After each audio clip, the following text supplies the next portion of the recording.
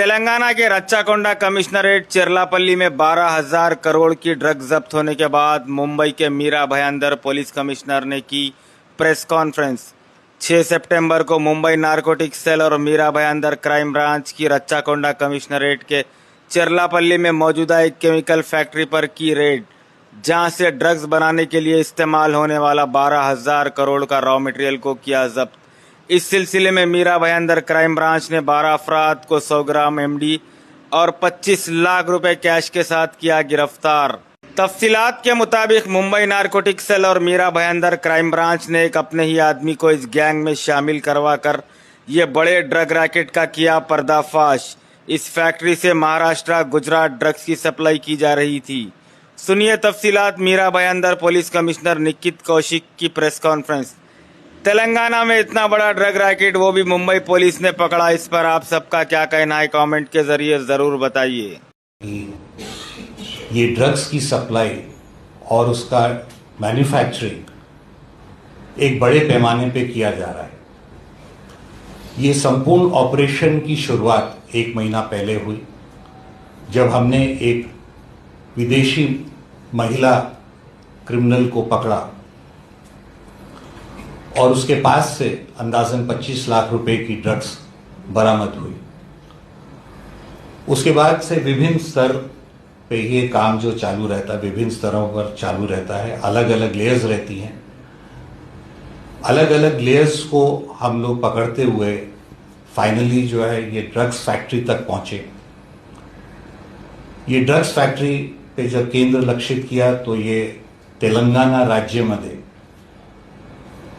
चेरापल्ली नाम के industrial area में केमिकल्स फैक्ट्री के तौर पे ये मैन्युफैक्चरिंग चालू थी। रेगुलर इंडस्ट्रियल यूनिट्स की तरह यहां बाहर से कामकाज चालू था। काफी प्लानिंग के बाद जब हमारी टीम्स ने यहां पे रेड की तो बहुत ही मोटे प्रमाण पे यहां पे कच्चा माल, प्रिकर्सर एलिमेंट्स, मैन्युफैक्चरिंग का साहित्य, ड्रायर्स, ब्लोअर्स, इस तरह के जिस तरह के इक्विपमेंट ये मैन्युफैक्चरिंग में लगते हैं, इस तरह के सर्व प्रकार के जो उपकरण हैं वो भी सीज किए गए। ये जो मालिक हैं उनको भी अरेस्ट किया गया, उनके केमिकल एक्सपर्ट्स को भी अरेस्ट किया गया और अभी तक इस अभियान में 12 लोगों को हम लोग अरेस्ट कर चुके हैं। ये जब सारे फैक्ट्री की जब हमने तलाशी ली तो उसमें बहुत ही मोटे प्रमाण पर अंदाजन 32,000 लीटर का केमिकल प्रिकर्सर्स, अंदाजन 1,000 किलो के अलग अलग केमिकल पाउडर्स, तैयार माल, कच्चा माल, इस तरह का बहुत ही व्यापक प्रमाण पे जो है सीजर किया गया।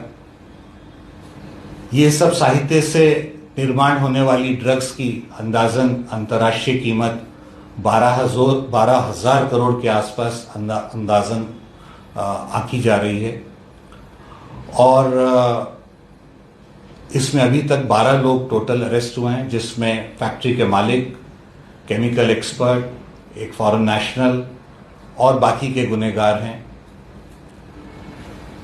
प्रिलिमिनरी इन्वेस्टिगेशन से पता चलता है कि यहां से पूरे एमएमआर रीजन में, बाकी महाराष्ट्र में, अन्य राज्यों में और अभी तपास चालू है, पर ऐसा लगता है कि इसमें कुछ फॉरेन लिंक्स भी हो सकते हैं। ऑलरेडी एक फॉरेन नेशनल की अरेस्ट हो चुकी है।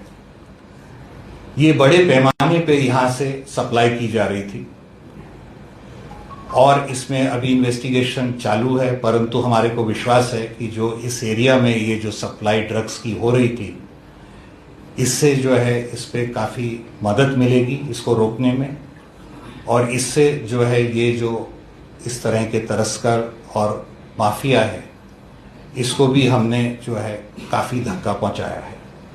सर, ये फॉरेन नेशनल मतलब कौन है, किस कंट्री की है, उसका मेन रोल क्या है?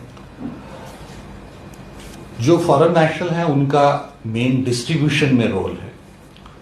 वो पहला लेयर था जो हम लोगों ने पकड़ा उसको, और वहां से मालूम पड़ा कि ये एक लेयर नहीं, ये कई लेयर्स में ये पूरा जो ड्रग्स डिस्ट्रीब्यूशन का जो नेटवर्क है, ये एक लेयर में नहीं कई लेयरों में ये रहता है, और एक लेयर को जनरली दूसरी लेयर का मालूमात नहीं होती है।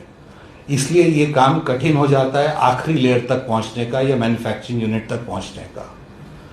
तो हमने हर लेयर के लोगों को पकड़ा, उसमें शुरुआत में पेडलर से लेके और मैन्युफैक्चरिंग यूनिट तक पहुंचे। और इसीलिए ये इन्वेस्टिगेशन महत्वपूर्ण है कि पेडलर्स और फ्रंट एलिमेंट्स जो हैं वो बहुत बार पकड़े जाते हैं, पर वो मैन्युफैक्चरिंग यूनिट तक पहुंचना मुश्किल रहता है। इसीलिए ये इन्वेस्टिगेशन कठिन इन्वेस्टिगेशन था, और ये ऑपरेशन इसीलिए जो हमारी क्राइम ब्रांच यूनिट 4 ने किया है, ये एक महत्वपूर्ण ऑपरेशन है। सर आपने सर, बोला तेलंगाना पुलिस तेलंगाना राज्य में तेलंगाना पुलिस को कानो कान खबर नहीं हुई और एमबीबीएस पुलिस ने वहां पे रेड करके इतने बड़े पैमाने पे फैक्ट्री को उजागर किया, कैसे संभव हुआ? आपको मालूम है कि ये ड्रग्स फ्री महाराष्ट्र के अंतर्गत